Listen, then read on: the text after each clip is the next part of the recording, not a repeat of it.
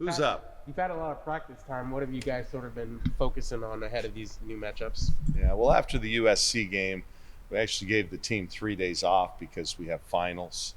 And, finals week is really difficult, to have like meaningful practices because everybody's a little spent mentally. And so we just use these days to stay in shape, get a lot of shooting in, keep things pretty mundane because we don't want to give them anything new. We don't want to work on the next scout, that kind of stuff, because brains are fried. So it's actually been kind of nice. I think the kids can, it's more like they're pros right now, for the next month. You just practice, eat, and prepare for games. So it's kind of a fun time, I think, for student athletes. It's also been an opportunity to do some self-scouting and kind of look and figure out some things because you had that hot start and then a couple hiccups since. Yeah, I think the three hiccups, boils down to our perimeter shooting, our three-point shooting. I think in our three losses, we're 6 for 46 from the three. 1 for 13, 2 for 13, 3 for 20. You're just not going to beat good teams. Two of those teams are ranked, and then the third is a perennial NCAA team in South Dakota State. So they're not bad losses, but they're opportunities we would have loved to have had back. Just shoot the ball better. I told the team the other night against USC if we did three things, they're three strengths. One stop them in transition, keep them off the boards, and then somehow contain Juju best you can. We did all three of those things. So they had 5 points in transition, more than 10 below their average. We held them to less than 33% of their offensive misses, and they I think only had 8 second chance points, something like that. And then we did a decent job on Juju. I mean, she had 21 on 15 or 16 shots, which is pretty good efficiency, but she didn't kill us, and we were still a little short. But we just again, didn't shoot the ball that well from the three, and then our inside players only combined for 2 points, which we had 50 points in the paint against Washington State, and that was just not nearly the same. So, yeah, I mean, I think I felt more encouraged after the USC game. At the same time, obviously discouraged because we lost. You obviously probably had the chance to watch the film, looking back at it again. Do you still feel that way? Obviously, looking back, do you feel like, despite the poor three-point shooting, the struggles in the paint, that there were a lot of good things to look out of that game from? Hey, defensively, we were on point. I mean, we held them to 66 points on only 40% from the field. We turned them over 22 times. I mean, we did a lot of good things. We just didn't have the kind of game offensively that we needed to win. But I think we proved to ourselves that we can play, with the best. And there were times there where we were the better team. And I think we won 3 of the 4 quarters. We just had a really awful second quarter. Didn't turn the ball over. We just were like 2 for 18 from the field. So, yeah, we and we got decent looks. They weren't always clean, but we got some decent looks. So, yeah, we're going to build on that. I like I said, was far more encouraged than discouraged after the game. How important is that message or just that mentality of we can play with these better teams in the conference or in the nation? Yeah, well, I think it's important. We tried to spin it in a positive way, but at the same time, we can't be complacent with, we can't just playing well or playing with them. We got to win. That's what we're in the business of doing. So we have 2 games before Christmas that are against good opponents. I mean, Air Force is coming in 9-1. And UC Irvine, who won the Big West last year, 6-3. So 2 really able teams, but 2 teams we should be able to win at home. So we got to get back on that winning train and get some momentum going into Big Ten play. How much more longer could we see potentially lineup changes? Because early it feels very consistent over the last, maybe it's like 3 or 4 games. We've seen little tweaks here and there. How much longer do you think before we get? I think we're honing in on a starting lineup that we'll probably stick with. A lot of it's health related too. We've had to make changes because of health. We started Philly again the other night because they were so big in the middle that we had to match up a little bit. But we're getting pretty close. I think players always do better when they know when they're going in, what their role is, and so yeah, I think we're pretty close. Do you feel like that's led to maybe some of the struggles in some of the games? Just the non-continuity in the lineup changes, or how do you feel like that's impacted the play? No, I don't think so. I mean, it might, but I don't think so. We've gotten off to good starts. We were ahead in the first quarter against USC, even though we turned it over a little bit. So the start hasn't been the problem. We just, we've had a couple lineups that haven't done quite as well, and we'll try and stay away from those. But no, I don't think that has a huge factor. You mentioned the health. What's the latest with a couple of these? Well, the good news is Solly is getting closer. She was cleared to do everything today except for 5-on-5 now, but shooting and some one-on-one stuff. So that's great. We're hoping by early January, maybe even by our next Big Ten game, that she'll be ready to go. And we need her outside shooting, so she's important. Philly's still nursing. I just don't know how much better that's going to be. It's kind of like in Folly. It's just he was never 100%. So but 70% of Philly, 80% of Philly, 90% of Philly is still pretty good. Sophia is to be determined. We don't know on that one. That could be a while. And who else is out?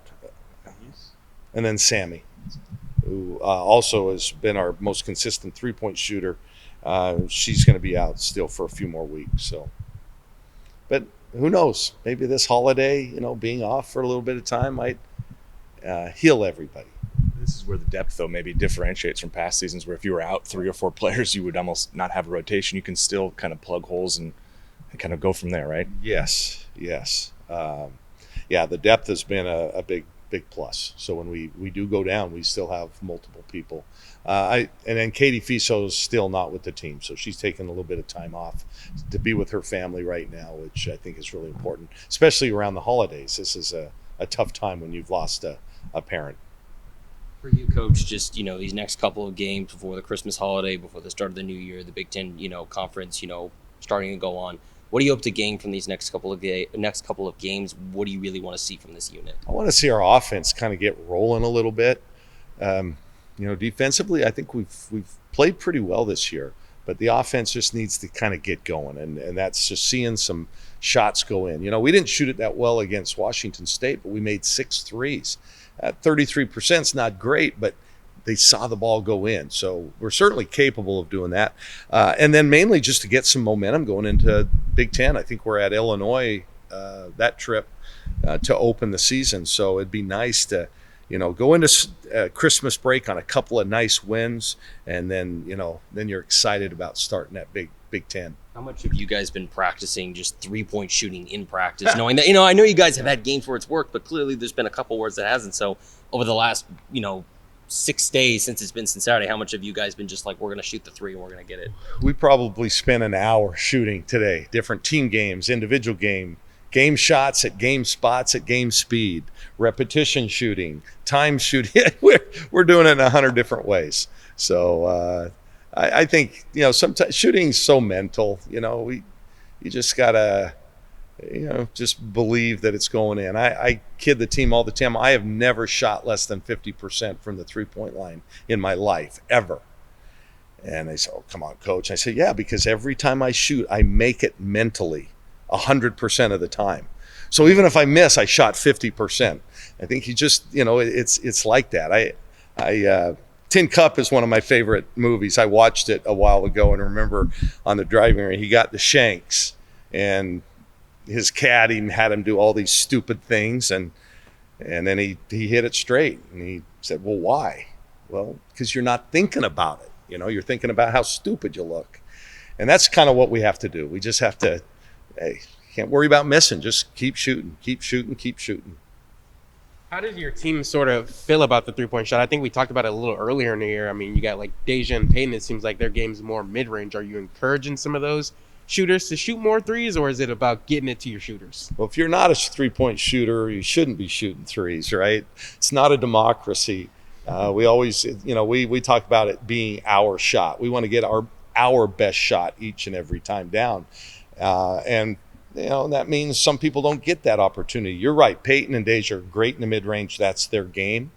But, we don't want to deny them the opportunity. They shoot it well enough in practice and in our drills. We time and chart everything. So if if they're making a certain amount in practice and they get the green light in the game.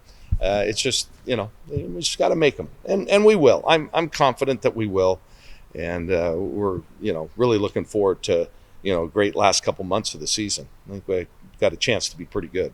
It's obviously still early in the year, but what has the locker room sort of been like in these up and down phases? I don't think we're up and down. I think we're actually played pretty good basketball. We played a good schedule. We already have a couple quality wins. I mean, the win against Grand Canyon is going to prove to be a good win. Auburn, that's an NCAA tournament team, good win. Baylor was a ranked win. We've lost 3 against pretty good teams. If we were getting either blown out or the effort's not there, then I would be concerned. But I think we're doing the right things. Our kids are enjoying playing together. We have a couple of tough losses. Talked about going to Illinois. I know that's looking way ahead, but have you guys done anything? It's not that way ahead. It seems like. Can't believe it. But is it anything you're doing now to prepare to play teams on the road that you haven't played historically? Yeah, I think most coaches during this kind of stretch, you really focus on yourself right now. We haven't turned our attention to the next 2 opponents, but Air Force is going to be good. They're 9-1, and thank goodness that they play really hard and they compete, because they're representing all of us, right? Air Force is all of our schools, and I love playing service academies. We've got Army coming in here next year. I love service academies because, number one, you're getting kids that are tough, kids that are tough-minded, right? And they're just going to compete. And that's what I love about it. So that's what we're going to see with this Air Force team. They got 2 really good guards. This upcoming weekend, then, your favorite weekend of college football with Army Navy? Yeah, I watched that game. I do enjoy it. I mean, I don't have a dog in the fight, but this football season's been a lot of fun. Congratulations to Coach Lanning and the team on the Big Ten championship. I mean, how cool is that? Even though I think by winning it to me, to the layman, looks like they've got a tougher path maybe to a national championship. But man, you got a first season in the league to win the championship. That says a lot. And I love Coach Lanning. I mean, I'll text him after pretty much every game, and he always gets back to me. It's like, dude, you're probably still in your press conference, or you just got out, and there's a million other people that I'm sure, and he always sends a note back. That's just the kind of person that he is, and his whole staff. So good on them. And now today we're rooting for our volleyball team to continue their run. So it's a really good time to be a Duck. We've got 2 good basketball teams. So what's sort of your relationship like with Coach Ulmer? Because it seems like out of all the coaches, he shows up the most for you guys' games. Well, yeah. Well, we have offices next to each other, and we're fans of each other. He's such a great coach and a good guy, and it's easy to cheer for him. We're blessed here at the University of Oregon to have some really great coaches who are good people, and that's why I think those teams are easy to cheer for. I think that's why our team's easy to cheer for. We have really good kids on our team, and they represent the school well.